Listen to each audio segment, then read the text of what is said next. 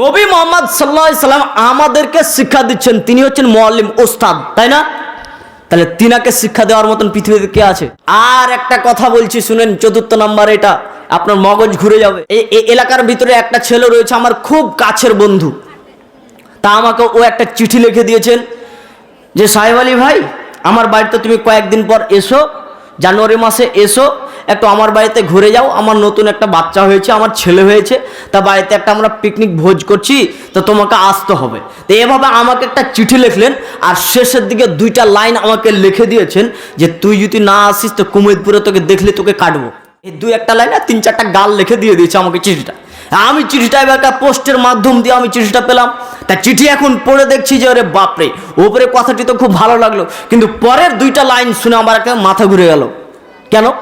বন্ধু আমাকে বলছে কুমোদপুর আয়, যদি না আসিস তো তোকে কাটবো।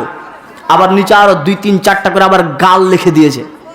আচ্ছা, আমি এখন আমার বন্ধুকে এখন ফোন করে বলছি, ভাই শখ করে মোবাইলের যুগে তুমি চিঠি পাঠালা, তো চিঠির ভিতরে তুমি এই গালগুলো তুমি লিখে দিয়েছো কেন? ও এখন আমাকে কসম করে বলছে আমি লিখিনি, মিথ্যা কথা বলছিল, কিন্তু লিখেছে ও এখন আমাকে কসম করে বলছে না আমি লিখিনি।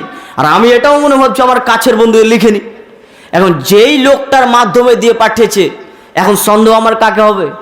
এই সালাম মাল এই লিখেছে, তাহলে এই চিঠিটা নিয়ে আসতে গিয়ে দু লাইন তাহলে এই লিখে দিয়েছে, হবে না? ও বলছে আমি লিখিনি, তাহলে যে যার হাতে দিয়ে পাঠিয়েছে তো লিখেছে তাহলে এই। কিন্তু ও যদি লিখতে না জানে আর সন্দেহ থাকবে? যে যার হাত দিয়ে চিঠিটা দিয়ে পাঠালো ও যদি লিখতে পড়তে না জানে, সন্দেহ থাকবে? আর সন্দেহ থাকবে না। বন্ধু তুমি লিখেছো, তুমি এখন মিথ্যা কথা বলো। সমস্ত আলে আরবরা, আরবের মানুষেরা জানতো নবী মুহাম্মদ লিখতেও জানে না, পড়তেও জানে না।